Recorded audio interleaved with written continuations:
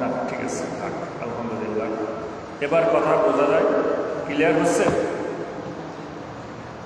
ওই যে এর আগে যে সিস্টেম করছিলেন মাইক্রো, এটা ওই যে সাউন্ড বক্সটা ইতে রাখছিলাম, তখন ক্লিয়ার হতো। এটা আবার একটু করবে কষ্ট করে। যাই হোক, আল্লাহ সুবহানাহু ওয়া তাআলার হাবিব বিশ্বনবী সাল্লাল্লাহু আলাইহি ওয়াসাল্লাম জানিয়ে দিলেন যে ওয়াশারুল উমুরি মুহদাসাতুহা, আমার পথ আমার মত বাদে যদি কেউ নতুন কোনো কিছু প্রবেশ করায় তাহলে ওয়াকুল্লু মুহদাসাতিন বিদআহ, আর সে কথাগুলো হবে কি বিদআত কথা হবে। নতুন কোনো কিছু দিনের মধ্যে দেওয়াই মানে হলো বিদআত। ওয়াকুল্লু বিদআতিন দালালা, আর প্রত্যেকটা বিদাতি হলো কি গুমরাহি, আর প্রত্যেকটা বিদাতি হলো পথভ্রষ্ট।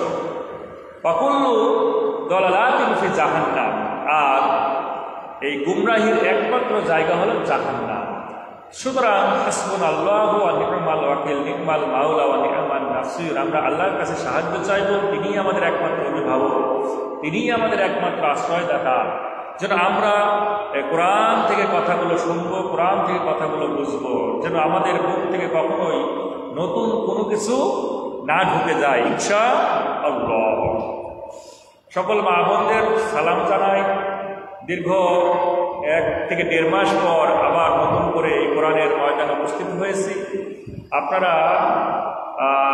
আলোচনা শোনার জন্য বসে যান, এবং যারা এখনো উপস্থিত হন নাই দ্রুত গতিতে এর পূর্বে যে জায়গায় বসতেন ওখানে এসে বসুন। আর আপনার পরিবারের যত সদস্য আছে দয়া করে এই কোরআনের ময়দানে পাঠিয়ে দেন ইনশাআল্লাহ। আমরা এমন একটা সময়ে কথা বলতেছি যে সময়ে আমরা আলোচনা করতেছি, আমরা আমাদের সন্তানদেরকে ভালোবাসা দিচ্ছি, আদান প্রদান করতেছি, চুমা খাচ্ছি, আমরা আমাদের পরিবারের সঙ্গে ভালোবাসা আদান প্রদান করতেছি, আমরা বাজারঘাট সব কিছু স্বাভাবিকভাবে করতেছি। ঠিক এই মুহূর্তে আজ ফিলিস্তিনের কথা যদি আমরা চিন্তা করি, তাহলে সেখানে আমরা যে শিশুদেরকে চুমা খাই, এই সময় তারা তাদের শিশুগুলোকে কবরে নামানোর জন্য ব্যস্ত হয়ে পড়েছে। এবং এমন একটা সংবাদ এসেছে যে রাফা বা গাজায় যে লক্ষাধিক মানুষের বসবাস, সেখানে একেবারে জনমানবহীন একটা জায়গাতে পরিণত হয়েছে। এই বর্বরতা, এই নৃশংস হত্যা ইসরায়েলের নেতানিয়াহু তিনি ঘটাচ্ছেন। সাথে আছে ডোনাল্ড ট্রাম্প সহ শুরু করে বিশ্বের যত বর্বর মানুষগুলো, যত বেধর্মী কাফের, তারা এই বর্বরতা চালাচ্ছে। আর তাদের সহায়ক হিসাবে কাজ করতেছে একদল মুসলিম শাসক, যাদের পারমাণবিক বোমা আছে, সামর্থ্য আছে, যাদের শক্তি আছে এই গাজাকে রক্ষা করার, এই গাজার মানুষগুলোকে হেফাজত করার যাদের সামর্থ্য আছে, থাকার পরেও আজকে কিন্তু তারা নির্বাক, নিশ্চুপ। আজ আমাদের মাথার মুকুট, মাথার তাজ যে সৌদি আরবকে মনে করি, সেই সৌদি আরব তেল যদি না দিত, যার তেল সারা বিশ্বে মানে চলে, আল্লাহ সুবহানাহু ওয়া তাআলা এত পরিমাণ তেল দিয়েছেন এই সৌদি আরবে, আজ তেল দিয়ে সাহায্য করছে ইসরায়েলকে। আমরা মনে করতাম এরদোয়ান তুরস্কের, সে হয়তো মুসলিমদের পাশে দাঁড়িয়ে, আসলে না, এটা ভুল ধারণা। আজ এরদোয়ান গোপনে গোপনে সে ঠিকই ইসরায়েলের সমর্থন করতেছে, সে তার অস্ত্র বিকৃতি নিয়ে ব্যস্ত আছে। আর ওই অস্ত্র দিয়ে, ওই তেল দিয়ে আমার আপনার ভাই, আমার আপনার সন্তানগুলিকে আজ নির্বিচারে পাখির মতো গুলি করে মারতেছে। আজ আপনার সামর্থ্য আছে, আমি আর আমার স্যার একই ধর্মের মানুষ, তার মানে ভাই ভাই রাস্তা দিয়ে যাচ্ছি, আপনি হয়তো স্যারকে আঘাত করতেছেন, মারতেছেন, আমি যদি দাঁড়ায় নির্বাক হয়ে দাঁড়িয়ে থাকি, তার মানে বোঝা যাচ্ছে যে আমি আপনাকে সহযোগিতা করলাম, ঠিক কিনা? মানে আপনার সহযোগিতা আমি করলাম, স্যারকে মারতেছেন, আমি যদি স্যারের পক্ষ নিয়ে যদি আপনাকে আক্রমণ না করি, যদি প্রতিহত না করি, তাহলে বোঝা যাবে যে আমি নির্বাক, আমি নিশ্চুপ, বাকশূন্য। তার মানে এখানে আমি ইসরায়েলকে সাহায্য করলাম, আমি আপনাকে সাহায্য করলাম স্যারকে মারার জন্য। আজ বিশ্বকে এটাই। আজ 57টা প্রায় মুসলিম দেশ ওআইসিভুক্ত। আজ এত দেশ যেখানে এত শক্তি আল্লাহ দিয়েছেন, এত সামর্থ্য দিয়েছেন, এত অস্ত্র দিয়েছেন, এরপরেও সামান্য একটা ছোট্ট দেশ ইসরায়েল, সে কি করতেছে? একেবারে জনশূন্যহীন করে দিচ্ছে এই গাজাকে, এই ফিলিস্তিনকে।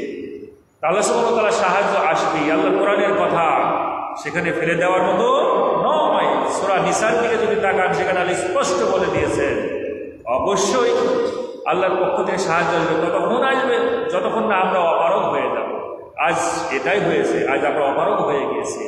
যাই হোক, আমরা এখান থেকে বাংলাদেশ থেকে হয়তো আমাদের মায়া কান্না ছাড়া আর কিছুই নাই। আমরা যে কান্নাকাটি করে দোয়া করি, দোয়া তো আজ থেকে করতেছে না, বাংলাদেশের মানুষ সেই বছর ধরে দোয়া করতেছে। কতটুকু কাজ হচ্ছে? যেখানে যুদ্ধের দরকার সেখানে দোয়া শুধু কাজ হবে না, সেখানে যুদ্ধও লাগবে, দোয়াও লাগবে, ঠিক কিনা? আমরা শুধু দোয়াই করতেছি, এই দূর থেকে মায়া কান্না দিতেছি, কিন্তু নিন্দা জানাচ্ছি, কিন্তু ওরা মা মেরে শেষ করে ফেলতেছে। তবে একটা জিনিস, আমাদের বাংলাদেশের মানুষ যদি আশেপাশে হতো, ভিসার প্রয়োজন হতো না, বাংলার মানুষগুলো ঝাঁপিয়ে পড়তো ওই বর্বরতার বিরুদ্ধে রুখে দাঁড়ানোর জন্য, ঠিক কিনা?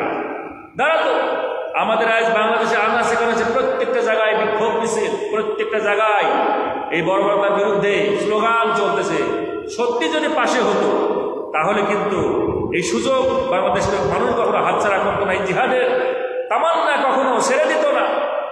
এরপরেও আমাদের বাংলাদেশের একটাই দাবি, ডক্টর মোহাম্মদ ইউনূস যদি ভিসা ফ্রি করে দেয় যুদ্ধের ময়দানে যাওয়ার জন্য, লাখো জনতা, লাখো যুবক, লাখো বাংলাদেশের মানুষ প্রস্তুত আছে ওই বর্বরতার বিরুদ্ধে রুখে দাঁড়ানোর জন্য। আল্লাহ কবুল করেন, বলেন আমিন।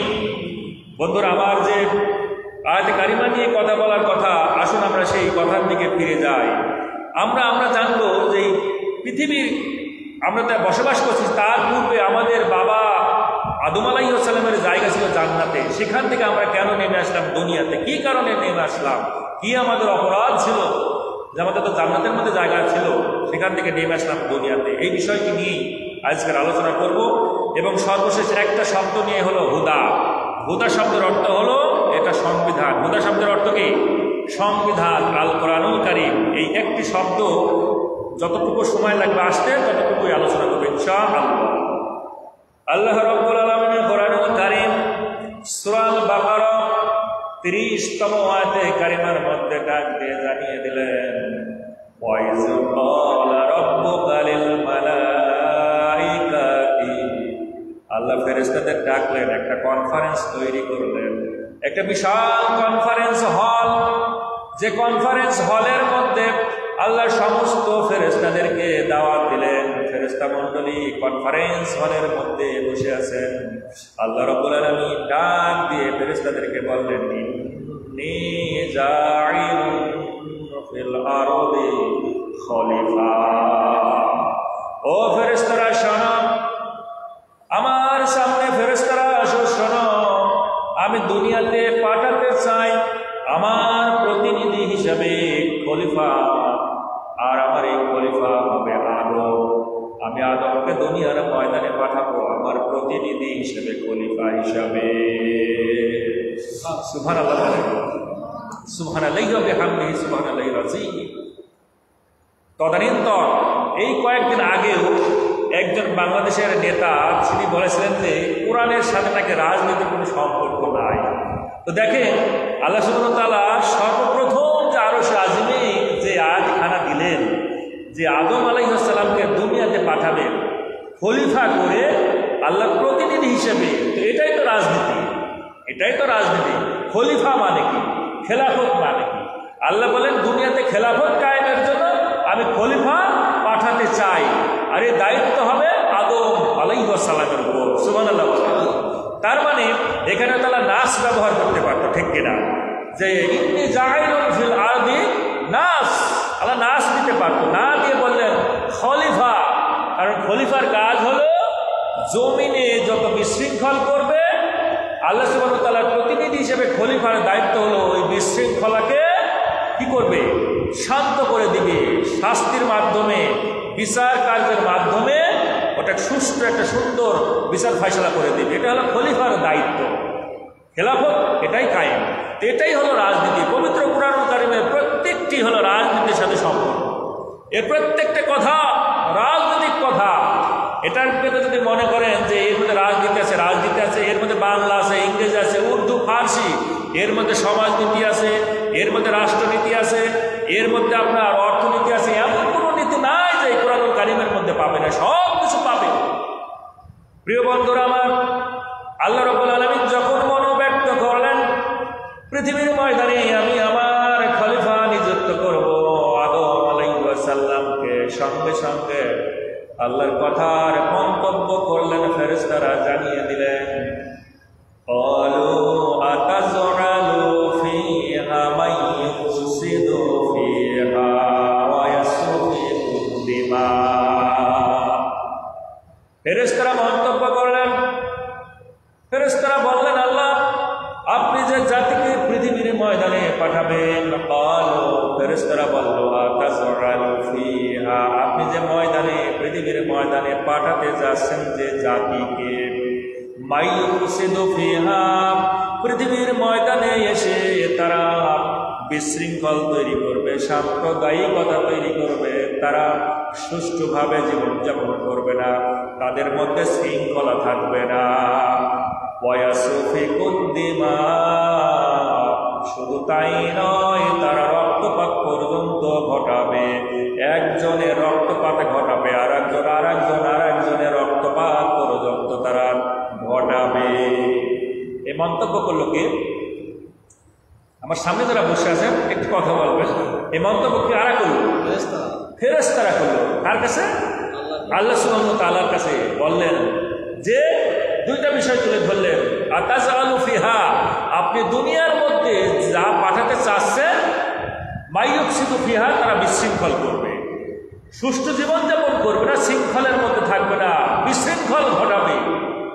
তারপরে কি করবে? ওয়ায়াসফিকুদ দিমা, এবং রক্তপাত পর্যন্ত ঘটাবে, হত্যা পর্যন্ত সংঘটিত করবে।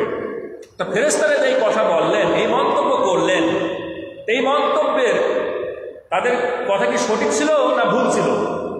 বলেন তো, ফেরেশতারা যে মন্তব্য করলেন এই মন্তব্যকে ভুল ছিল না সঠিক ছিল? হ্যাঁ, সঠিক ছিল, ভুল ছিল। আসুন তো দেখি ভুল ছিল কিনা, আমরা একটু দেখি। যদি ভুলই হবে, ফেরেশতারা মণ্ডলী আল্লাহ রাব্বুল আলামিনের দরবারে জানিয়ে দিলেন, ও রব, এই দুনিয়াতে এদেরকে পাঠালে এরা এই রকমের বিশৃঙ্খল করবে, মারামারি করবে, কাটাকাটি করবে, রক্তপাত ঘটাবে। যদি তাই সত্য যদি না হয়, তাহলে আজকে এই ফিলিস্তিনের দিকে চিন্তা করেন। ইসরায়েলের লোকগুলো বসবাস করতেছে, এদের স্রষ্টার নাম কি? আল্লাহ। ফিলিস্তিনে যারা বসবাস করতেছে তাদের রবের নাম কি? তাদের রব আল্লাহ। ফিলিস্তিনের রব আল্লাহ, ইহুদিদের রব আল্লাহ, খ্রিস্টানদের রব আল্লাহ। তাম দুনিয়ার সমস্ত মানুষের রব যদি আল্লাহ হয়, তাহলে সেই রবের সৃষ্টি মানুষ, ইহুদি জাতি রক্তপাত ঘটাচ্ছে ফিলিস্তিন বাহিনীকে। তার মানে ফেরেশতারা যে বলল ও আমার রব ওয়ায়াসফিকুদ দিমা, তারা রক্তপাত পর্যন্ত ঘটাবে, তাহলে সত্য বলল না মিথ্যা বলল? বলেন, বলা লাগবে, এটা কোরআনের দাবি। সত্য কথা বলেছে না? ফেরেশতারা সত্য কথা বলেছে। 2009 সাল ফেব্রুয়ারি মাসের 25-26 তারিখে বিডিআর বিদ্রোহ হলো। একজন নয়, দুইজন নয়, 75 জন, এই 57 জন বাংলার গর্ব বিখ্যাত সৈনিকদেরকে হত্যা করা হলো, রক্তপাতে ঘটানো হলো। তারপরের দিন আরো 75 জনকে নৃশংসভাবে হত্যা করা হলো। এরপরে বিডিআর বিদ্রোহকে কেন্দ্র করে একজন নয়, দুইজন নয়, 139 জনকে বিভিন্ন মেয়াদে ফাঁসি পর্যন্ত দিয়েছিল 2009 সালে। তার মানে 291 জনকে নৃশংসভাবে হত্যা করলো, যারা ভারতের রয়। তার মানে রক্তপাত ঘটালো না বাংলাদেশে। বলেন, ফেরেশতারা বলেছে আজকের কথা নয়, আরশে আজিমে দুনিয়া সৃষ্টির পূর্বে ফেরেশতারা এই কথা বলেছেন। আজকে কিন্তু শুধু আজকে নয়, হাবিল কাবিল থেকে শুরু করে এ পর্যন্ত, কিয়ামত পর্যন্ত কিন্তু এই রক্তপাত ঘটবে। তার মানে ফেরেশতারা বলেছিল, মিথ্যা বলেছিল না, ঠিক না? 2013 সাল হেফাজতে ইসলাম শাপলা চত্বরে অবস্থান ঘটল। একজন নয়, দুইজন নয়, 2000 থেকে 3000 এই হেফাজত ইসলামের কর্মীদের উপর নৃশংসভাবে রাতের আধারে রক্তপাত ঘটানো হলো। রাতের আধারেই তাদের রক্তগুলোকে পানির ট্যাঙ্ক দিয়ে মুছে দেওয়া হলো। রক্তপাত ঘটালো তো ঘটালো না। এই যে ফেব্রুয়ারি, এই যে 5ই আগস্ট, জুলাই আগস্টে যে ছাত্র জনতা অভ্যুত্থান হলো, একজন নয়, দুইজন নয়, 1581 জনকে দুনিয়ার ময়দান থেকে নৃশংসভাবে হত্যা করা হলো। এটা কি রক্তপাত ঘটানো হলো কি হলো না? হলো না? হয়েছে। তার মানে এই রকমের ইতিহাস আমি বলতে গেলে বলতেই থাকবো, শেষ হবে না। তার মানে ফেরেশতারা কিন্তু সত্য কথাই বলেছে। কিন্তু আল্লাহ রাব্বুল আলামিন ফেরেশতাদেরকে জানিয়ে দিলেন, ফেরেশতা তুমি সত্য কথা বলতেছ, তোমরা যা বলতেছ সত্য বলতেছ, তবে মনে রেখো, এই মনে রেখো কথাটা একটু পরেই জানাবো।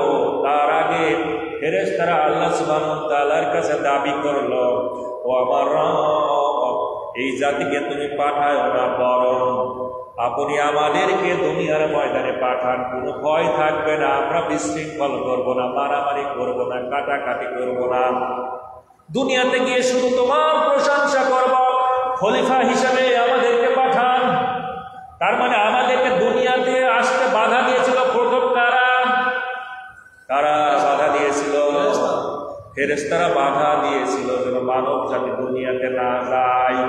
ওয়া নাহনু নুসাব্বিহু বিহামদিকা ওয়া নুকদ্দিসু লাক। ও আল্লাহ, আমরা তোমার প্রশংসা করব, গুণগান করব, ইবাদত করব, বন্দেগী করব, কোনো টেনশন নাই। দুনিয়াতে শুধু আমাদেরকে পাঠান। আল্লাহ রাব্বুল আলামিন তাদের জবাবে কি বলেছিলেন? ক্বালা ইন্নী আ'লামু মা লা তা'লামুন।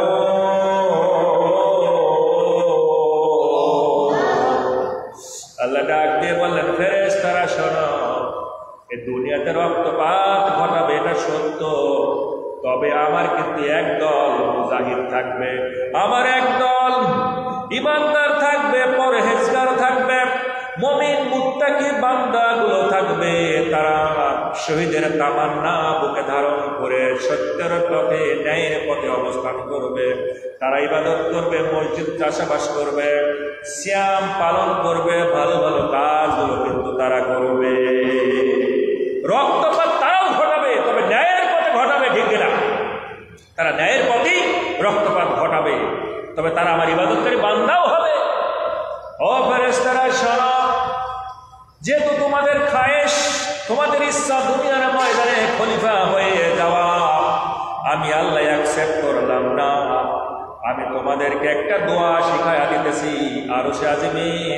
আরশে আজিমের উপর আমি আছি, সুতরাং আরশ মহলে তোমরা এই দোয়াখানা আমার প্রশংসার জন্য পাঠ করবা। বিশ্বনবী জানিয়ে দিলেন দোয়াখানা, সুবহানাল্লাহি ওয়া বিহামদিহি।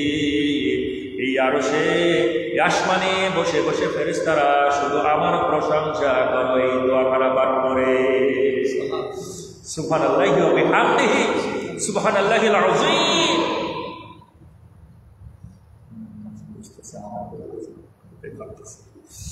তাহলে বুঝতে পারলাম যে দুনিয়ার ময়দানে আসার জন্য উন্মুখ ছিল ফেরেশতা মণ্ডলী, কিন্তু আল্লাহ বলেন না, আমি তো তোমাদেরকে পাঠাবো এই সিদ্ধান্ত নিই নাই, আমি সিদ্ধান্ত নিয়েছি।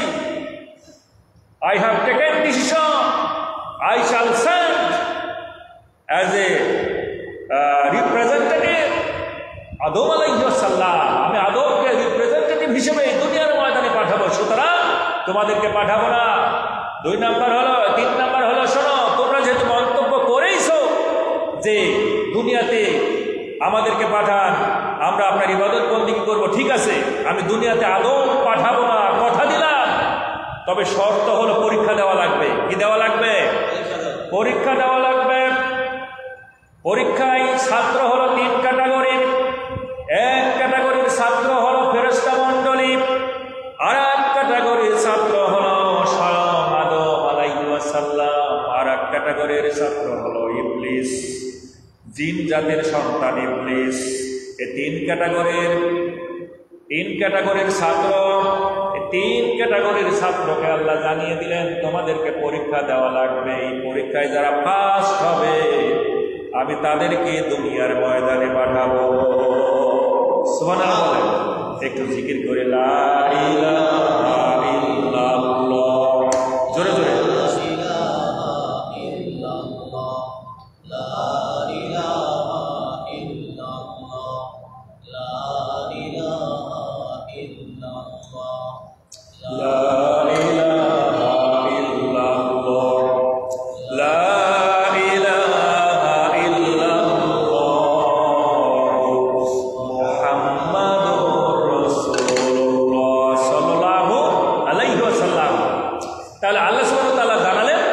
ঠিক আছে, দুনিয়াতে আমি ফেরেশতাদেরকে তোমাদেরকে পাঠাবো অথবা অন্য কাউকে পাঠাবো, পরীক্ষা দেওয়া লাগবে যারা ফার্স্ট হবে। ছাত্র কারা বলেন? ছাত্র হলো স্বয়ং আদম আলাইহিস সালাম, 2 নম্বর হলো ফেরেশতা মণ্ডলী, আর 3 নম্বর ছাত্র হলো ইবলিস, মিস্টার ইবলিস, জিনের সন্তান। আল্লাহ বলেন পড়াশোনা করো, সিলেবাস আমি দিয়ে দিচ্ছি। সিলেবাস হলো তামাম দুনিয়াতে যত নাম আমরা জানি, এই পৃথিবীতে যত নাম আছে, বক কাক থেকে শুরু করে যত পশু পাখির নাম, যত গরু ছাগলের নাম, যত মানুষের নাম, এই পৃথিবীতে যত নাম আছে সমস্ত নামগুলো যিনি বলতে পারবে তিনি হবেন ফার্স্ট। সুবহানাল্লাহ বলেন। পরীক্ষার সিলেবাস দেওয়া হলো, 3 ছাত্রদেরকে পরীক্ষার সিলেবাস দিয়ে দিলেন আল্লাহ রাব্বুল আলামিন, পড়াশোনা করো। আমরা দুনিয়াতে পড়াশোনা করতেছি, আমাদের বাবা আদম আলাইহিস সালাম দুনিয়াতেই পড়াশোনা করেছেন, শুধু তাই নয় আরশে আজিমে আল্লাহ সুবহানাহু ওয়া তাআলার কাছেও কিন্তু লেখাপড়া করেছেন। এই আদমের স্বয়ং শিক্ষকের নাম কি? আল্লাহ রাব্বুল আলামিন হলেন স্বয়ং শিক্ষক বাবা আদম আলাইহিস সালামের। আর ছাত্র হলো 3 ক্যাটাগরি, ওয়া আল্লামা আদম আল-আসমাআ কুল্লাহা। আল্লাহ রাব্বুল আলামিন আদম আলাইহিস সালামকে প্রাইভেট পড়ালেন।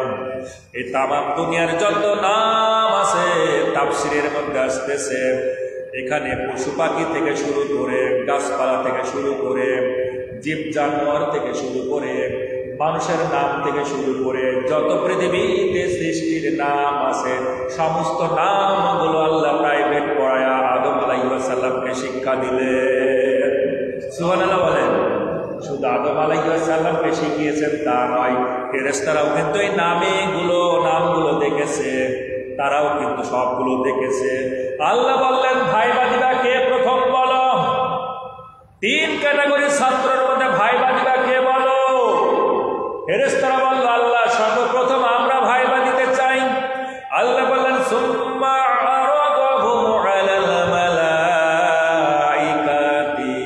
আল্লাহ রাব্বুল আলামিন সমস্ত নামগুলো ফেরেশতাদের সামনে রেখে দিয়ে বললেন ফাকালা আম্বিউনি বিয়াসমাইহিম বিয়াসমাই হাউলাই ইন কুনতুম সাদিকিন।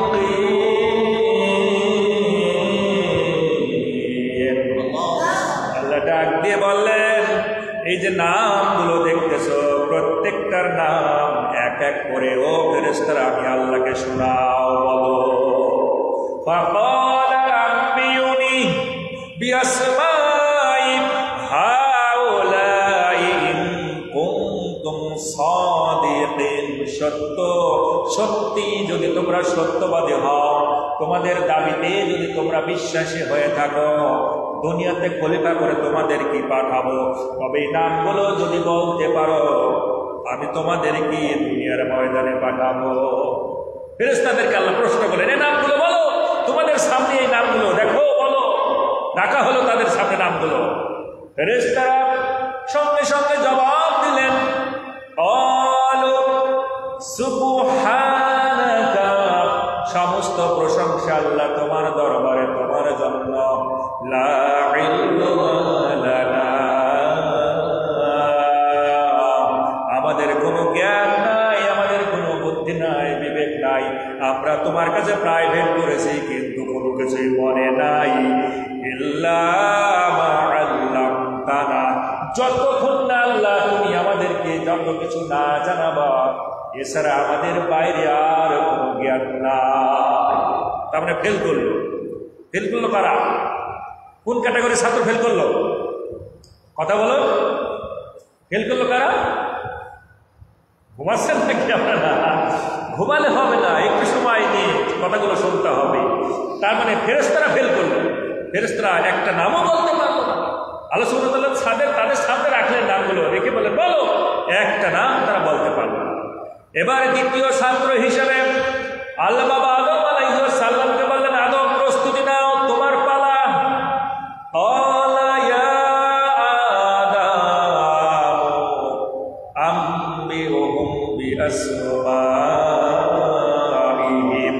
এই যে ফেরেশতাদের সামনে যে নামগুলো দেখতেছো আদম, তুমি একের পর এক এই নামগুলো তাদের সামনে উপস্থাপন করো।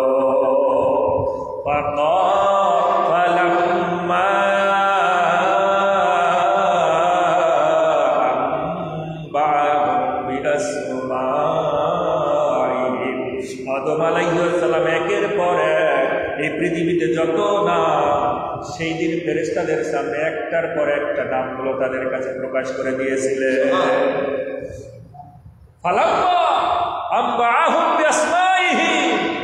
এই ফেরেশতাদের সামনে সব নামগুলো একের পর এক আদম আলাইহিস সালাম বলতেই থাকলেন। ফেরেশতারা শুনে হতভম্ব। আল্লাহ রাব্বুল আলামিন বললেন,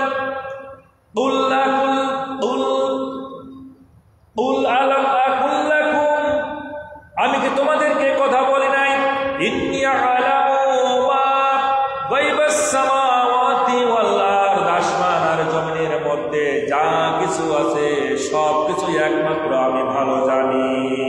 ওয়া আ'লামু মা তুবদুনা ওয়া মা কুনতুম তাকুতুন। শুধু আমি তোমাদের আসমান জমিনের খবর জানি তা নয়, তোমাদের গোপন কথাগুলো জানি।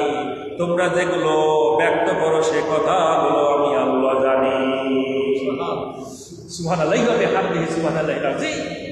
এবার রেজাল্ট দেবার পর 3 নম্বর ক্যাটাগরি ছিল কি? ফেরেশতা, ইবলিস। আল্লাহ বলেন তোর কোনো পরীক্ষা হবে না, কারণ জিন জাতিকে পৃথিবীতে পাঠিয়েছিলাম, নাফরমানি করেছিল। তারা নাফরমানি করেছিল, আমার কথা শুনে নাই, সুতরাং তুই ডিসকোয়ালিফাই। তোর কোনো পরীক্ষা আমি নেব না, তুই আগে ডিসকোয়ালিফাই। আল্লাহ এবার রেজাল্ট দিলেন। আল্লাহ বলেন আদম ফার্স্ট হয়েছে, সুতরাং শোনো। ওয়াইদ কুলনা লিল মালাইকাতি ইসজুদু লিআদাম ফাসাজাদু ইল্লা ইবলিস আবা ওয়াস্তাকবারা। এবার ফেরেশতাদেরকে বললে, তোমরা সবাই আমার আদমকে সিজদা দাও, তার সম্মানে তার মর্যাদায় সে ফার্স্ট হয়েছে, সুতরাং তাকে তোমরা সম্মান করো, সিজদায় লুটিয়ে পড়ো। আদম আলাইহিস সালামকে সিজদা দাও, যেহেতু ফার্স্ট হয়েছে, তোমরা ফেল করেছো, এবার সিজদা দাও। সবাই সিজদা দিল, কিন্তু ইবলিস সিজদা দিল না। ইবলিস কি করলো? আবার সামান্য করলো, ওয়াস্তাকবার, অহংকার করলো, দম্ভ করলো, নিজেকে খুব বড় পণ্ডিত মনে করে সিজদা দিল না। ফেরেশতা সবাই সিজদা দিল, কিন্তু ইবলিস সিজদা দিল না। আল্লাহ বললেন, দুনিয়াতেও নাফরমানি করেছিস তুই, আবার এখানে এসেও নাফরমানি করলি, তার মানে তুই অভিশপ্ত। সুতরাং ওয়াকানা মিনাল কাফিরিন, আজকে থেকে ঘোষণা করে দিলাম তুই হলি কাফের। সুবহানাল্লাহ বলেন, আরো জোরে বলেন সুবহানাল্লাহ। তার মানে কাফের উপাধি পেল কে? ইবলিস। আর সম্মানিত হলেন কে? আদম আলাইহিস সালাম। আদম আলাইহিস সালাম কিসের তৈরি ছিলেন? আদম আলাইহিস সালাম কিসের তৈরি? এটাও বলতে একটু দ্বিধাদ্বন্দ্ব। আদম আলাইহিস সালাম কিসের তৈরি? মাটির তৈরি না? মাটির তৈরি। তার মানে জমিনের উপরে ভাগ দিয়ে তাকে তৈরি করা হয়েছে, সারফেস এরিয়া দিয়ে, তার কারণে তার নামকরণ করা হয়েছে আদম। তো আদম আলাইহিস সালাম মাটির তৈরি, আর ফেরেশতারা ছিল কিসের তৈরি? নূরের তৈরি। নূর মানে আলো। আর ইবলিস জিনেরা তৈরি কিসের? আগুনের তৈরি। ফার্স্ট হলো কোন? আদম মাটির তৈরি। তাহলে আজ যারা বলে, আজ এক শ্রেণীর মানুষ বলে আমাদের বিশ্ব নবী সাল্লাল্লাহু আলাইহি ওয়াসাল্লাম নূরের তৈরি। যেখানে আদম আলাইহিস সালাম মাটির তৈরি, তাই সম্মানিত হলেন সকল সৃষ্টিগুলোর মধ্যে, সেখানে আমার নবীকে বলা হচ্ছে নূরের তৈরি। তা আদমের সন্তান কি বিশ্বনবী না? মোহাম্মদকে আদমের সন্তান না? এই পৃথিবীতে একজনকে শুধু মাটি দিয়ে তৈরি করা হয়েছে, তিনি কে? আদম আলাইহিস সালাম। শুধুমাত্র আদম আলাইহিস সালামকে মাটি দিয়ে তৈরি করা হয়েছে, বাদ বাকি পৃথিবীতে আর কোনো মানুষ নাই যে তাকে এই মাটি দিয়ে তৈরি করা হয়েছে। সব এই আমাদের নাপাক দুধ পা দিয়ে তৈরি করা হয়েছে, নাপাক পানি দিয়ে তৈরি করা হয়েছে। আর পৃথিবীতে মাত্র এসেছে দুইজন মানুষ যাদের পিতা নাই, এক হলো আদম আলাইহিস সালাম আর একজন হলো ঈসা আলাইহিস সালাম। বুঝাতে পারলাম? এবার আল্লাহ রাব্বুল আলামিন ইবলিসকে বললেন, ইবলিস কেন তুই সিজদা দিলি না? কারণটা কি? কি কারণে আমার আদমকে সিজদা দিলি না? ইবলিস বললেন তিনটা কারণ। এক নাম্বার হলো আমি ইবলিস এত পরিমাণ ইবাদত করেছি, আর আদমকে তো এখন তৈরি করলেন, তার মানে আমি ইবলিস হলাম এই আমলের দিক থেকে শ্রেষ্ঠ, ইবাদতের দিক থেকে শ্রেষ্ঠ। সুতরাং শ্রেষ্ঠ তো কখনো নতুন তৈরিকারীকে সিজদা দিতে পারে না। দুই নম্বর কারণ হলো আমি আদমের বড় ভাই, জিন জাতি প্রথম এসেছে, সুতরাং আমি সিনিয়র আর আদম হলো জুনিয়র। সিনিয়র কখনো জুনিয়রকে সালাম দেয় না।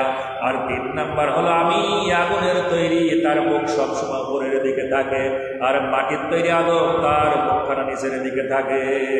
সুতরাং সিজদা দিবে তো আমাকেই দিবে, বরং আমি তো সিজদা দিব না।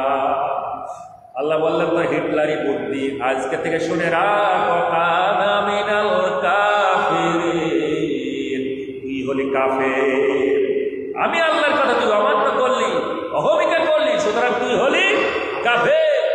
ওই যে ফেরেশতারা বলেছিল আল্লাহ এই জাতিকে দুনিয়াতে পাঠাবো না, এরা মারামারি করবে, কাটাকাটি করবে, রক্তপাত ঘটাবে, এই কোন অভিজ্ঞতাতে বলেছিল? অভিজ্ঞতা হলো এই জিন জাতিকে পৃথিবীতে পাঠিয়েছিল। এই জিন জাতি পৃথিবীতে এসে নাফরমানি করেছিল, তারাই কিন্তু রক্তপাত ঘটিয়েছিল। যার অভিজ্ঞতার উপর ভিত্তি করে এই ফেরেশতারা কিন্তু বলেছিল আল্লাহকে আল্লাহ এই জাতিকে পাঠাবেন না। তাহলে বোঝা গেল আল্লাহ রাব্বুল আলামিন এবার ডাক দিয়ে বললেন, আদম আলাইহিস সালামকে ডাক দিয়ে বললেন, আদম শোনো, ওয়া কুলনা ইয়া আদম ইন্না হাযা আদুউল লাকা ওয়া লিজাওজিকা। আল্লাহ স্পেসিফিক বলে দিলেন, আদম ইন্না হাযা, নিশ্চয় এই আদুল্লাহ হলো শয়তান, ওয়ালিজাউজিকা তোমার স্ত্রীর দুশমন। একবার স্পেসিফিক দেখিয়ে দিলেন আল্লাহ, ইন্না হাযা, নিশ্চয় এই ইবলিস, এই শয়তান আজাজিল তোমার দুশমন, ওয়ালিজাউজিকা তোমার স্ত্রীর দুশমন। সুতরাং সাবধান থেকো। আলা ইউখরি জান্নাকুমা মিনাল জান্নাতি, জান্নাত থেকে যেন বের করে না দেয়। শোনো, ওয়া কুলনা ইয়া আদম উসকুন আনতা ওয়া যাওজুকাল জান্নাতা, আদম তুমি আর তোমার স্ত্রী এই জান্নাতের মধ্যে বসবাস করো। ওয়া কুলা মিনহা রাগাদান হাইসু শি'তুমা, যা মন চায় তাই তোমরা খাও, যা মন চায় তাই তোমরা খাওয়া দাওয়া করো, যেখানে খুশি সেখানে যাও, যেখানে ইচ্ছা সেখানে ভ্রমণ করো, কিন্তু মনে রেখো ওয়ালা তাকরাবা হাযিহিশ শাজারা, এই বৃক্ষের ধারে কাছেও যাবা না, বৃক্ষের ফল তোমরা ভক্ষণ করবা না। খবরদার আদম, ইন্না হাযা আদুউল লাকা ওয়া লিজাওজিকা, তোমার স্ত্রীর দুশমন, তোমারও দুশমন। সুতরাং খবরদার, তোমরা জান্নাতের মধ্যে বসবাস করো, যা খুশি তাই খাও। ওয়ালা তাকরাবাহা ওয়ালা তাকরাবা হাযিহিশ শাজারা, এই বৃক্ষের ধারে কাছে এসো না, খবরদার আসো না। ফাতাকুনা মিনাজ জালিমিন, যদি আসো জালিমদের মধ্যে অন্তর্ভুক্ত হয়ে যাবা। সাবধান করলেন কে? আল্লাহ। কাকে সাবধান করলেন? আদম আলাইহিস সালামকে সাবধান করলেন, বা হাওয়াকে সাবধান করলেন, এবং দেখিয়ে দিলেন ইন্না হাযা আদুউল লাকা, এই হলো ইবলিস, এটা সাবধান। আলা ইউকুরি জান্নাকুমা মিনাল জান্নাতি, জান্নাত থেকে যেন বের করে না দেয়, আর যদি বের করে যায় ফাতাশরাকু, তুমি ক্ষতিগ্রস্ত হয়ে যাবা, তুমি ধ্বংস হয়ে যাবা। আদম খবরদার এখান থেকে বের হবে না। এই জান্নাতের মধ্যে বসবাস করো, আরামায়েশ নিয়ে থাকো। ইন্নালাকা, আমি তোমার জন্য যথেষ্ট ব্যবস্থা করে রেখেছি। আল্লাহ তাজুরা ফিহা, আল্লাহ তাজুরা ফিহা, এই জান্নাতের মধ্যে ভরপুর খাবারের ব্যবস্থা করে রেখেছি। ওয়ালা তাকারা, তুমি কখনো নগ্ন হবা না। জান্নাতের মধ্যে যতক্ষণ থাকবা, বৃক্ষের নিকটে যতক্ষণ যাবা না, ততক্ষণ তুমি নগ্ন হবা না। তোমার সৌন্দর্য দেহ পোশাক দিয়ে আবৃত করে থাকবে, জান্নাতের পোশাক। ওয়ান্নাকা, আমি তোমাকে আরো কিছু দিলাম। লা তাজমাউ ফিহা, এই জান্নাতের মধ্যে তোমার তৃষ্ণা আসবে না। এই জান্নাতের মধ্যে তোমার পানির পিপাসা আসবে না। ওয়ালা তাদহা, আর তোমাকে কখনো ওই সূর্যের তাপ তোমার গায়ে লাগবে না। তুমি কখনো কষ্ট পাবা না। এই জান্নাতের মধ্যে থাকো। এত আরাম আয়েশ দিলেন। সুবহানাল্লাহ বলে, আরো জোরে বলেন সুবহানাল্লাহ। লিল্লাহি তাকবীর, লিল্লাহি তাকবীর, লিল্লাহি তাকবীর। আল্লাহ রাব্বুল আলামিন জান্নাতের মধ্যে কি আরাম আয়েশের ব্যবস্থা করে দিলেন বাবা আদম আলাইহিস সালাম বা হাওয়াকে।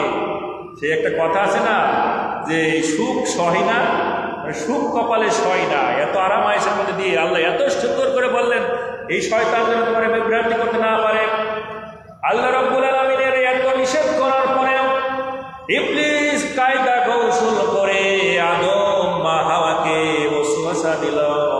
ফাওয়াসওয়াসা ইলাইহি শাইতান,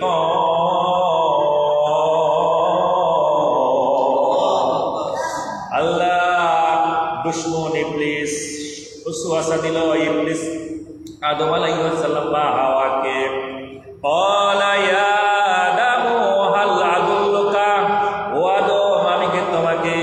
একটা ব্যবসার কথা বলবো, আমি কি তোমাকে সুসংবাদ দিব, আমি কি তোমাকে একটা গোপন কথা জানাবো।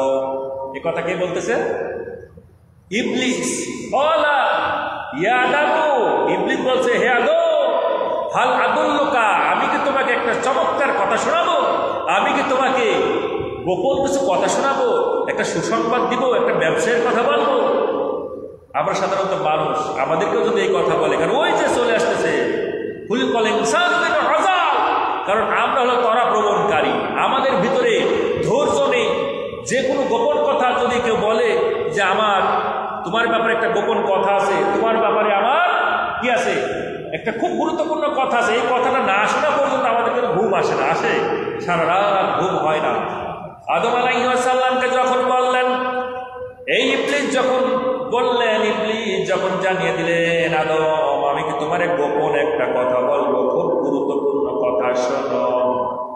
আলা শাজারাতিল খুলদি ওয়া মুলকিন লা ইয়াবুলা,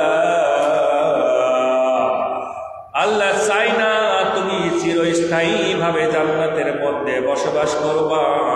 আল্লাহ চাই না তুমি এই রাজ্যের মধ্যে অক্ষয় ভাবে থাকো, এই রাজ্যের কোনো ধ্বংস হবে না। আল্লাহ কিন্তু এটা চাই না। যদি চাইতো তাহলে কেন তোমাকে এই বৃক্ষের কাছে যেতে নিষেধ করবে? এই বৃক্ষের কাছে কেন নিষেধ করবে? কারণ আল্লাহ চাই যে তোমাকে এখান থেকে কোনো না কোনো একদিন বের করে দিবি, এই জান্নাত থেকে বের করে দিবে, আর তোমাকে রাজ্যের মধ্যে আর রাখবে না। আলা শাজারাতিল খুলদি, এখানে তুমি চিরস্থায়ী ভাবে থাকো, এটা আল্লাহ চাই না। আল্লাহ চাই না ওয়ামুলকিন লা ইয়াবুলা, আল্লাহ চাই না যে রাজ্যে মানে চিরস্থায়ী ভাবে থাক। সুতরাং এই গোপন কথাটা আমি তোমাকে শুভাকাঙ্ক্ষী হিসেবে জানিয়ে দিলাম। সুতরাং তুমি যদি আমার কথা শোনো তাহলে চিরস্থায়ী ভাবে এই জান্নাতের মধ্যে বসবাস করবা, আরাম আয়েশে থাকবা। তোমার কাজ হলো ওই বৃক্ষের কাছে গিয়ে এই ফলটা খেয়ে ফেলবা। এই বৃক্ষের কাছে যদি নিষিদ্ধ ফল তুমি খেয়ে ফেলো, আর কোনো টেনশন নাই, চিরস্থায়ী জীবন পাবা, এই রাজ্য জান্নাতের মধ্যে বসবাস করতে পারবা।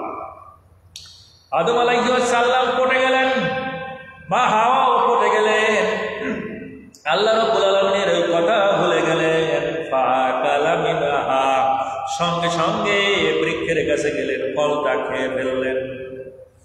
ফল যখন খেয়ে ফেললেন, ফাবাদাত লাহুমা সাওয়াতুহুমা, তাদের পরনে যে জান্নাতের পোশাক ছিল সঙ্গে সঙ্গে পোশাকগুলো খুলে গেল, পুরো উলঙ্গ হয়ে গেলেন, একে অপর উলঙ্গ হয়ে গেলেন, বাবা আদম উলঙ্গ হয়ে গেলেন, মা হাওয়া উলঙ্গ হয়ে গেলেন।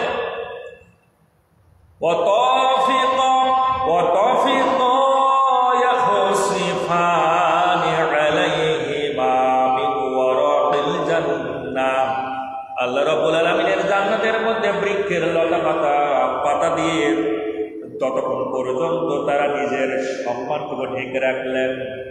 এই না একটা অবস্থায় ছিল, গাছের পাতা দিয়ে, জান্নাতের মধ্যে বাগানের পাতা দিয়ে তারা নিজের ওই সম্মানটুকু ঢেকে রাখলেন, উলঙ্গটুকু ঢেকে রাখলেন। আল্লাহ বললেন, আদম নিষেধ করেছিলাম বৃক্ষের কাছে গিয়েছ, সুতরাং কোন নিস্তার নয়। ফাজাল্লাহুমুশ শাইতান আনহা, সুতরাং এখান থেকে শয়তান তোমার পদস্খলন ঘটালো।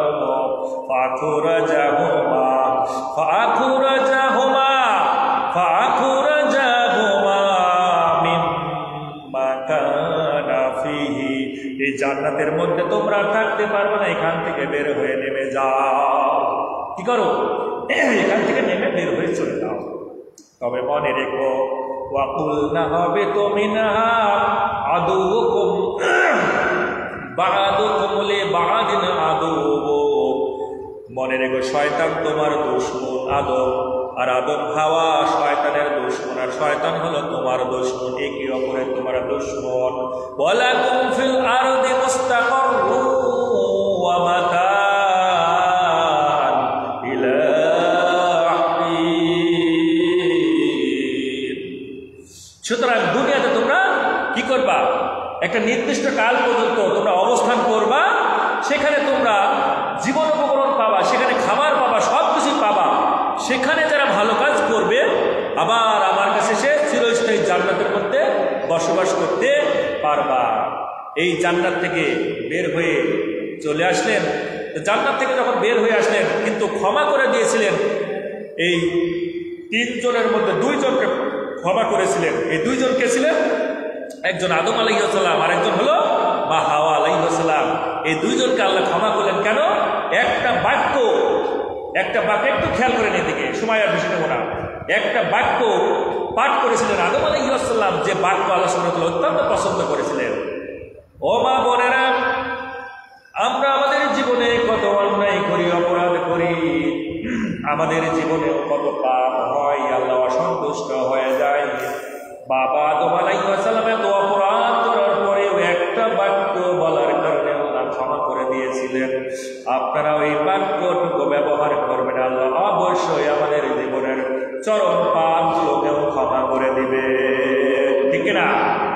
ফাতালাক্কা আদামু মির রাব্বিহি কালিমাতিন ফাতাবা আলাইহি ইন্নাহু হুয়াত তাওয়াবুর রহিম। আল্লাহ ডাক দিয়ে বললেন, আদম একটা বাক্য পেল, আদম একটা কথা পেল। এই কথাটা যখন আমার কাছে উপস্থাপন করলেন, আমি আদমকে ক্ষমা করে দিলাম। কেননা ইন্নাহু হুয়াত তাওয়াবুর রহিম, আমি ক্ষমাশীল, তওবা কবুলকারী। বান্দা যখন আমার কাছে তওবা করে, আমি আল্লাহ বান্দার তওবা কবুল না করে পারি না।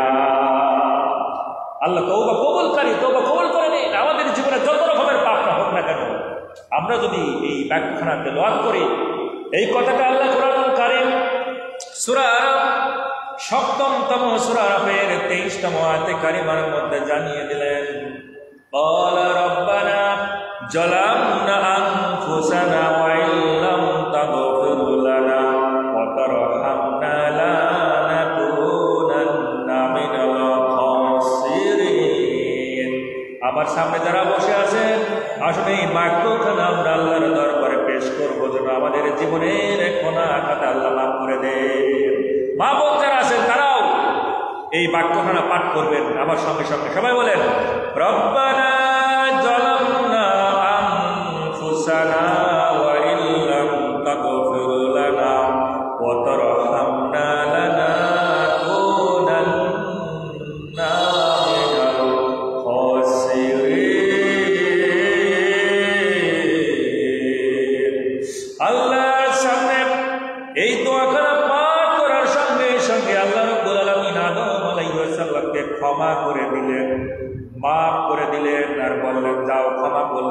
দুনিয়াতে নেমে যাও। দুজন দুনিয়াতে নেমে যাও। ইবলিস ক্ষমা চাইল না। ইবলিস কাফের অবস্থায় দুনিয়াতে নেমে আসলো একে অপরের দুশমন হিসাবে। বা'দুকুম লিবা'দিন আদু, একে অপরের দুশমন হিসাবে, একে অপরের শত্রু হিসাবে দুনিয়াতে নেমে আসলো। এবার হলো মূল কথা। এতক্ষণ আল্লাহ রাব্বুল আলামিন বিশাল একটা ঘটনা কোরআনুল কারীমের মধ্যে শুনিয়ে দিলেন। এই ঘটনাখানা একটা সূরার মধ্যে নয়, বেশ অনেকগুলো সূরার মধ্যে এই সুন্দর কাহিনীটুকু দেওয়া আছে। আল্লাহ রাব্বুল আলামিন মূল যে কথাটা এবার বোঝাতে চাইলেন, আদম দুনিয়াতে যাচ্ছ যাও, হাওয়া দুনিয়াতে যাচ্ছ যাও, তবে মনে রেখো কুলনা হাবিতু মিনহা জামিআ, তোমরা সবাই দুনিয়াতে নেমে যাও। আসমানে তোমাদের আর থাকার কোনো অধিকার নাই, জান্নাতে থাকতে পারবা না। দুনিয়াতে নেমে যাও, তবে মনে রেখো ফাইম্মা ইয়াতিয়ান্নাকুম মিন্নী হুদান, আমার পক্ষ থেকে তোমাদের উপর একখানা হেদায়েত গ্রন্থ যাবে। আমার পক্ষ থেকে তোমাদের নিকট একটা গাইডলাইন যাবে। আমার পক্ষ থেকে তোমাদের কাছে একটা সংবিধান যাবে। কি যাবে? সংবিধান। ফাইম্মা ইয়াতিয়ান্নাকুম মিন্নী হুদান, এই হুদান অর্থাৎ আমার পক্ষ থেকে এই দুনিয়াতে তোমাদের কাছে কি যাবে? একটা হেদায়েত গ্রন্থ যাবে, একটা পথ নির্দেশক যাবে, একটা গাইড যাবে, একটা সংবিধান যাবে। যে সংবিধানের কাজ হলো দোলনা থেকে শুরু করে কবর পর্যন্ত কি ঘটবে না ঘটবে, কি হবে না হবে, কিভাবে তোমরা চলবা, কিভাবে খাওয়া দাওয়া করবা, কিভাবে সংসার করবা, কিভাবে জীবন উপকরণ ব্যবহার করবা, সব কিছু এই গাইডের মধ্যে দেওয়া থাকবে।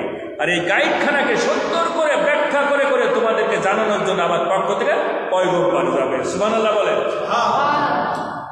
আল্লাহ কিন্তু বলে নাই, আল্লাহ কিন্তু বাবা আদম মা হাওয়াকে পাঠানোর সময় বলে নাই আমার পক্ষ থেকে এই বাংলাদেশের বিভিন্ন দল যাবে, কথা কিন্তু বলে নাই। আমার পক্ষ থেকে এই জমিনে অন্য কোনো দল যাবে, কথা বলে নাই। আল্লাহ কিন্তু সুস্পষ্ট বলে দিয়েছেন এই সংবিধান কোরআনুল কারীম যাবে আমার পক্ষ থেকে। সুতরাং মনে রেখো ফামান তাবিআ হুদায়া,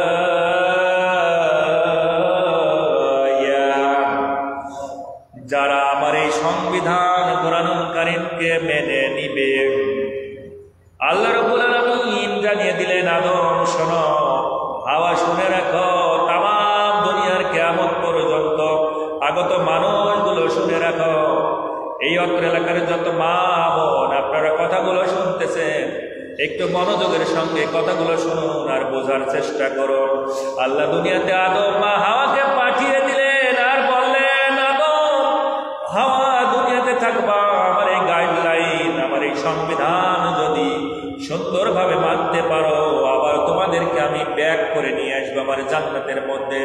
আর এবার যদি জান্নাতের মধ্যে তোমাদের জায়গা করে দিই, খালিদিনা ফিহা, এই জান্নাতের মধ্যে চিরকাল থাকবা, কেউ তোমাদেরকে আর জান্নাত থেকে বের করবে না। একটাই দাবি, একটাই কথা, ফামান তাবিআ হুদায়া, আমার এই সংবিধানটাকে মেনে নাও। ও ডক্টর মোহাম্মদ ইউনূস, এই সংবিধানটাকে মেনে নাও। তারেক রহমান, এই সংবিধানটাকে মেনে নাও।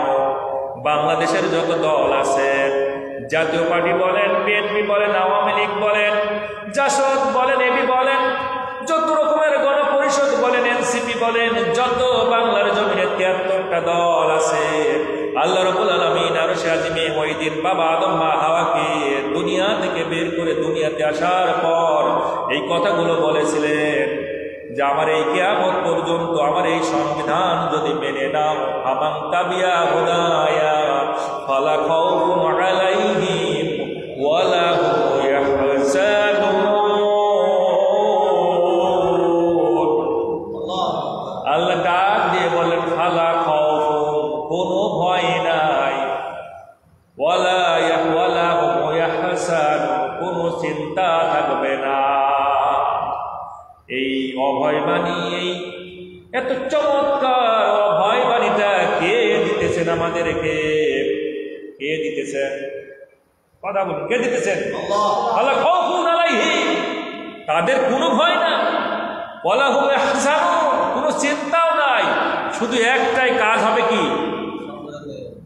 ফামান তাবিয়া। ফামান, এই ফা মান, এই মান মানে হলো মানুষ, অর্থাৎ আমার সৃষ্টিকুল। সুতরাং ফা দিয়ে আল্লাহ, সুতরাং ফা দিয়ে আল্লাহ কঠোরভাবে আরো চমৎকারভাবে ব্যাখ্যা করে বললেন যে ফামান, সুতরাং যে মানুষগুলো তাবিয়া মেনে নিবে, আনুগত্য করবে, হুদাইয়া এই সংবিধানটাকে, আমার এই সংবিধানটাকে যারা মেনে নিবে, কোনো ভয় নাই। ফালা খাউফুন আলাইহিম, কোনো ভয় নাই, ওয়ালা হুম ইয়াহজানুন, কোনো চিন্তা নাই। শুধু তাদের জন্য দুনিয়াতে মৃত্যুর পরে আমি আবার তাকে জান্নাতের মধ্যে জায়গা করে দিব। সুবহানাল্লাহ। তাহলে এই কথাই যদি হয়, পৃথিবীর ময়দানে আসার সময় আল্লাহ কিন্তু আমাদেরকে স্টার জলসা দেয় নাই, পৃথিবীতে আসার সময় আমাদেরকে কিন্তু কোনো নাটক দেয় নাই, সিনেমা দেয় নাই। পৃথিবীতে আসার সময় আমাদেরকে কিন্তু এই দুনিয়ায় বসবাস করার জন্য আল্লাহ বলেন আমি জীবন উপকরণ দেব। ওয়ালাকুম ফিল আরদি মুস্তাকররিন, আল্লাহ বললেন আমি দুনিয়াতে তোমাদের জীবন উপকরণ দেব, বেঁচে থাকার জন্য যতটুকু যা দরকার সব দিব। সুতরাং সেই পর্যন্ত তোমরা থাকবা আর মানবা শুধু আমার এই কোরআন কারীম। আমরা যদি এখন আমাদের জাতির মানুষগুলোকে জিজ্ঞাসা করি, ও আমার সামনে বসা ভাইগুলো, বন্ধুগুলো, মা বোনরা যদি জিজ্ঞাসা করি, আপনি প্রতিদিন কি কোরআন কারীম অধ্যয়ন করেন, তেলাওয়াত করেন? আপনার সন্তান কি প্রতিদিন কোরআন কারীম পাঠ করে? যে কোরআনকে মানলে আল্লাহ বললেন কোনো ভয় নাই, কোনো চিন্তা নাই, এই কোরআন কারীমকে আমরা সকালবেলায় পাঠ করি। আমাদের সন্তান কি সকালবেলায় পাঠ করে, দুপুর বেলায় পাঠ করে, বিকেল বেলায় পাঠ করে? এই কোরআন অনুযায়ী কি আমরা আমাদের জীবনখানাকে পরিচালনা করতেছি কি করছি না? একবার কি আমরা আমাদের বিবেককে প্রশ্ন করেছি? বলেন তো করেছি? আর এখানে যারা বসে আছেন একটু কথা বলবেন, তা আমরা কি কখনো প্রশ্ন করেছি নিজের বিবেককে যে আসলে এই সারাদিন আমি যে কাজগুলো করলাম, রাতের বেলায় ঈশার নামাজের পর আমি একটু মিলায়া দেখবো আমার কর্মগুলো, আমার কর্মকাণ্ডগুলো, আমার অ্যাক্টিভিটিসগুলো এই কোরআন দিয়ে মিলায়া দেখবো আসলে সঠিক না সঠিক ছিল না? আসলে কি শয়তানের কর্মকাণ্ডের মধ্যে আমরা ঢুকেছিলাম, না কোরআন অনুযায়ী আমরা এই সারাটা দিন ব্যয় করলাম? এটা কি কখনো চিন্তা করেছি? করি না। কিন্তু আল্লাহ সুবহানাহু ওয়া তাআলা বললেন যে এই যে আমি তোমার এই হুদা দিলাম, এই সংবিধানটা দিলাম, তুমি কি করবা? এটা অনুসরণ করবা তোমার জীবন ভর, যতদিন তুমি বাঁচবা। ওয়া'বুদ রাব্বাকা, তুমি যতক্ষণ বাঁচবা, ওয়া'বুদ রাব্বাকা হাত্তা ইয়াতিয়াকুল ইয়াকিন, যতক্ষণ তুমি বাঁচবা, চোখের পাতা যতক্ষণ তোমার নড়বে, ততক্ষণ পর্যন্ত তোমার রবের এই হেদায়েত গ্রন্থখানা, এই কিতাবখানা তুমি অধ্যয়ন করবা, এই অনুযায়ী জীবন পরিচালনা করবা। শুধু তুমি নও, তুমি নিজে চলবা, তোমার পরিবার চলবে, সমাজ চলবে, পুরো রাষ্ট্র ব্যবস্থা এই আমার এই হুদা দিয়ে, আমার এই সংবিধান দিয়ে চালনা করবে। তাহলে কি হবে? রাষ্ট্রের মধ্যে কি থাকবে না? ফালা খাউফুন আলাইহিম, আমি যদি নিজে পালন করে এই কোরআন কারীম, আল্লাহ বললেন ফালা খাউফুন আলাইহিম, তাদের ভয় থাকবে না, আমার ব্যক্তি জীবনে ভয় থাকবে না। ওয়ালা হুম ইয়াহজানুন, আমার ব্যক্তি জীবনে কোনো চিন্তা থাকবে না। আমার পরিবার যদি এই কোরআন কারীম মেনে নেয় সংবিধান হিসাবে, আল্লাহ বলেন পরিবারের কোনো ভয় থাকবে না, পরিবারের কোনো চিন্তা থাকবে না। সমাজ যদি এই কোরআন কারীমকে মেনে নেয়, সমাজের মানুষগুলো যদি এই কোরআন কারীমটাকে সংবিধান হিসাবে মেনে নেয়, সমাজের মধ্যে কোনো ভয় থাকবে না, কোনো চিন্তা থাকবে না। রাষ্ট্র যদি মেনে নেয় এই কোরআন কারীমকে সংবিধান হিসাবে, রাষ্ট্রের কোনো ভয় থাকবে না, রাষ্ট্রের কোনো চিন্তা থাকবে না। জোরে সোরে বলেন সুবহানাল্লাহ, লিল্লাহি তাকবীর, লিল্লাহি তাকবীর, লিল্লাহি তাকবীর। তাহলে আজকের আলোচনা আমি এতটুকুই করব। আগামী দিন আলোচনা থাকবে যে কোন কোন ভয় আমাদের থাকবে না যদি আমরা সংবিধানটাকে মেনে নিই, এবং এমন কি আমল করলে আল্লাহ বলছেন ফালা খাউফুন আলাইহিম। দুইটা বিষয়, কিন্তু দুইটা বিষয় খুব গুরুত্বপূর্ণ, এই বিষয়গুলো জানা লাগবে। আমি কোরআন থেকে কোট করে করে আপনাদেরকে শোনাই যে ফালা খাউফুন আলাইহিম, তাদের কোনো ভয় নাই, ওয়ালা হুম ইয়াহজানুন, তাদের কোনো চিন্তাও থাকবে না। তাহলে কোন বিষয়ে আমাদের ভয় থাকবে না, এই বিষয়গুলো তো জানতে হবে, তাই না? দুনিয়াতে কোন কোন বিষয়ে আমাদের ভয় থাকবে না, আর মৃত্যুর পরেও আমাদের কোন কোন বিষয়ে ভয় থাকবে না, চিন্তা থাকবে না, এই বিষয়টা নিয়ে আগামী দিন আলোচনা থাকবে।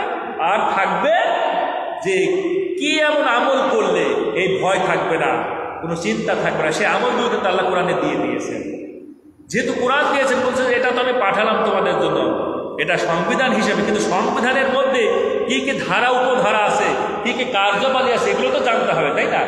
এই জিনিসগুলো আমরা আগামী পর্বে ইনশাআল্লাহ জানবো। এক নাম্বার হলো এমন কি আমল করলে আমাদের কোনো ভয়, কোনো চিন্তা থাকবে না। দুই নাম্বার হলো কোন কোন ভয় আর কোন কোন চিন্তা আমাদের থাকবে না। এই দুইটা বিষয় নিয়ে ইনশাল্লাহ আগামী দিনে আলোচনা করব। আপনারা কষ্ট করে 1-1.5 ঘন্টা এই সময়টা দিবেন ইনশাল্লাহ।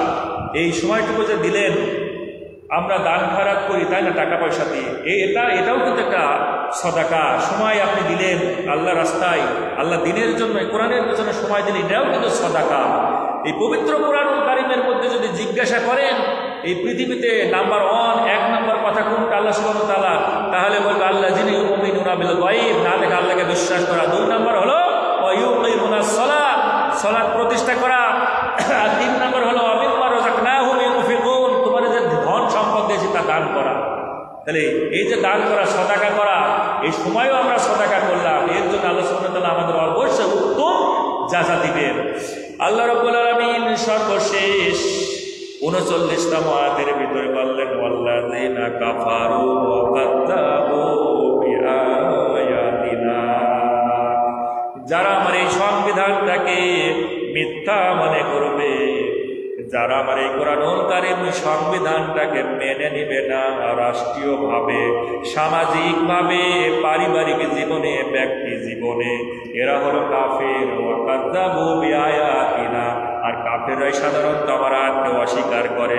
উলাইকা আসহাবুন নার হুম ফিহা খালিদুন, তাদের জায়গা হলো জাহান্নাম, আর এখানে তারা চিরকাল পর্যন্ত জাহান্নামের মধ্যে থাকবে। ঠিক কিনা? তাহলে এখন প্রশ্ন হলো, কারা কারা আমরা এই সংবিধানটাকে মানতে চাই? হাত খাড়া তুলে আল্লাহকে দেখাতে চাই। লিল্লাহি তাকবীর। ও আমার রব, আমরা দুখানা হাত উত্তোলন করে তোমারে দেখালাম, যতদিন তুমি হায়াত দিবা এই সংবিধানটাকে আমরা ব্যক্তি জীবনে, পারিবারিক জীবনে, রাষ্ট্রীয় জীবনে, সামাজিক জীবনে, বৈশ্বিক জীবনে মেনে নিলাম। বলেন আমিন। ওয়াকালু সামি'না ওয়া আতা'না, আমরা শুনলাম, মেনে নিলাম। বলেন সুবহানাল্লাহ। উম্মতে মুহাম্মদের ডায়লগ হলো ওয়াকালু সামি'না ওয়া আতা'না, আমরা শুনলাম, মেনে নিলাম। বলেন সুবহানাল্লাহ। আর ইহুদিদের কাজ ছিল কি? আমরা শুনলাম, মানলাম না। ঠিক কিনা? আল্লাহ রাব্বুল আলামিন আমাদেরকে তৌফিক দান করুক, আমরা যেন এই কোরআনের ময়দানে আমাদের জীবনভর সময়টা দিতে পারি। এবং মা বোনদের আন্তরিকভাবে অভিনন্দন জানাই, যারা এই কোরআনের পাগলে, কোরআনের প্রেমে পাগল হয়ে পতঙ্গের মতো ছুটে এসেছেন আজকের এই আলোচনা শোনার জন্য। প্রিয় হাজিরিন, দুটা হাদিস বলেছিলাম, দেখেন এমন একটা গ্রন্থ, খায়রুকুম মান তাআল্লামাল কুরআন ওয়া আল্লামা, এই কোরআনকে কেউ যদি নিজে পড়ে এবং অপরকে শিক্ষা দেয়, তাহলে সে হলো পৃথিবীর মধ্যে শ্রেষ্ঠ মানুষ, উত্তম মানুষ। এই কথাটা কার? রাসূল সাল্লাল্লাহু আলাইহি ওয়াসাল্লাম বলেছেন। তার মানে আপনারা যারা বসে আছেন এই কোরআনের ভালোবাসায় না, আমিও কিন্তু এই কোরআন থেকে আপনাদেরকে কথাগুলো শোনালাম। তাহলে রাসূলের দাবি অনুযায়ী এই পৃথিবীর মধ্যে শ্রেষ্ঠ সন্তান হলাম আমরা। ঠিক কিনা? খায়রুকুম মান তাআল্লামাল কুরআন ওয়া আল্লামা, যে সকল মা বোনেরা পতঙ্গের মতো ছুটে এসেছে এই কোরআনের কথাগুলো শোনার জন্য, এই হাদিস অনুযায়ী পৃথিবীর মধ্যে শ্রেষ্ঠ নারী হলো এইখানে যারা উপস্থিত হয়ে এই কোরআনের কথাগুলো শুনলো। সুবহানাল্লাহ বলে। আল্লাহ রাসূলের আরেকটা হাদিস, তলাবুল ইলমি ফারিদাতুন আলা কুল্লি মুসলিমুন, প্রত্যেকটা মুসলমানের জন্য ফরজ হলো এই কোরআনের জ্ঞান অর্জন করা। ঠিক কিনা?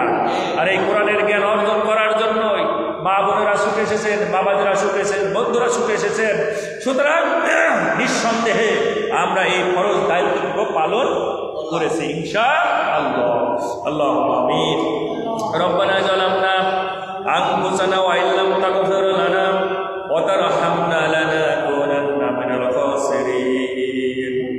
রব্বুল আলামিন, মহান আরশের মালিক, তোমার গুনাহগার বান্দাগুলোকে নিয়ে আমি গুনাহগার হাত উত্তোলন করেছি। দয়া করে মায়া করে আমাদের কারোর হাত খালি হাতে ফেরাইয়া দিও না।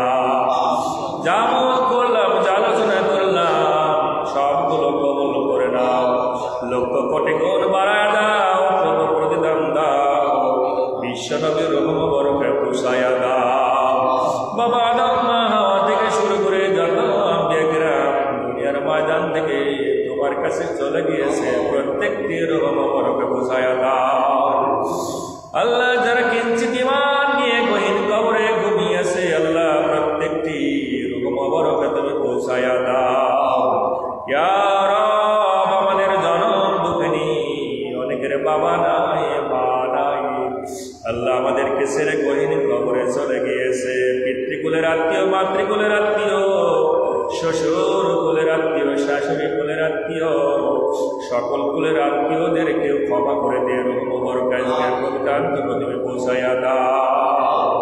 বাবা কবরের মধ্যে তাকিয়েছে, মা তাকিয়েছে, দুনিয়ার মধ্যে সন্তানগুলোকে ডেকে ডেকে বলে, ও আমার সন্তান, বাবার জন্য তোমার রবের কাছে দোয়া করো যেন আল্লাহ রাব্বুল আলামিন আমাদেরকে জান্নাতের মধ্যে জায়গা করে দেয়। যে বাবা মা দুনিয়ার ময়দানে আমাদের জন্য চোখের পানিগুলো ঝরঝর করে ফেলেছে, অসুস্থ হলে বিছানায় কাতর হয়ে কেঁদেছে, আমরা সারা রাত ঘুমাই আছি, বাবা মা ঘুমাই না। এত মায়ার জিনিস, মহব্বতের জিনিস আল্লাহ তুমি নিয়ে এসো, তোমার কাছে আমাদের দামি জান্নাতের মধ্যে বাবা মাকে ব্যবস্থা করে দাও। কবরের মধ্যে কষ্ট দিও না, পশু পাখি আল্লাহ পোকামাকড় দিয়ে খাওয়ায় না, আগুন দিয়ে জ্বালায় না। বাবা মা যেভাবে আমাদেরকে কষ্ট করে লালন পালন করেছে, মায়া মহব্বত দিয়ে ভালোবাসা দিয়ে লালন পালন করেছে, কবরের মধ্যেও তুমি আমাদের বাবা মাকে লালন পালন করিও। রব্বুল আলামিন, দেশ বিদেশের অনেকেই আজকের এই আলোচনা শুনতেছে।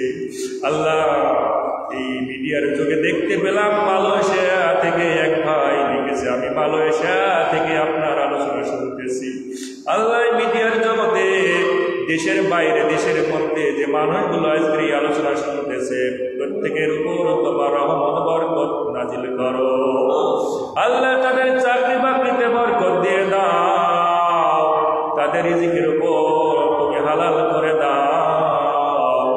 আল্লাহ রাব্বুল আলামিন, অনেক শুভাকাঙ্ক্ষী আছে, বাচ্চা হয় না, বাচ্চার জন্য সব সময় তোমার কাঁধে কাঁধে। আল্লাহ, দয়া করে মায়া করে এই সকল বান্দা বান্দির জীবনে তুমি নেক সন্তান দান করো। যে সকল মা বোনেরা অসুস্থতায় ভুগতেছে, সুস্থতা দিয়ে দাও। বাবাজিরা অসুস্থতা দেখলে তুমি সুস্থতা দিয়ে দাও। অত্র এলাকা থেকে শুরু করে যত মুমিন মুমিনাত মানুষগুলোর সন্তানাদি আছে, ভালো চাকরি পাই না, তুমি চাকরির ব্যবস্থা করে দাও। আল্লাহ, যে সকল সন্তান আছে, মেয়ে আছে, ছেলে আছে, উপযুক্ত বিবাহ হয় না, তুমি দয়া করে বিবাহের ব্যবস্থা করে দাও। আগামী বৃহস্পতিবার থেকে এসএসসি পরীক্ষা শুরু হবে। অত্র এলাকার যে সকল সন্তানগুলো আছে পরীক্ষার্থী, সকল বোন সকল ভাইদেরকে আল্লাহ পরীক্ষায় উত্তীর্ণ করার মতো সুযোগ তুমি করে দাও। মেধা ভালো করে দাও, স্বশিক্ষায় শিক্ষিত করে দাও, জাতির উন্নয়নের জন্য কাজ করার জন্য তুমি তাদেরকে কবুল করে দাও। ইয়া রব, এই কোরআনের মাহফিল পরিচালনা করার জন্য আল্লাহ, জিও রাখার জন্য যে মানুষগুলো টাকা দেয়, আল্লাহ যে সকল মা বোনেরা এই কোরআনের ময়দানে অর্থ দিল, টাকা দিল, আল্লাহ যারা যতটুকু দিয়েছে কোটি কোটি গুণ এই অর্থকে বাড়ায়া দিয়ে সদকা জারিয়া হিসেবে কবুল করে দিয়ে কিয়ামত পর্যন্ত কবরগুলোতে তুমি দিয়ে দিও। কিয়ামতের ময়দানে নাজাতের জন্য এই দানগুলোকে তুমি কবুল করে নাও।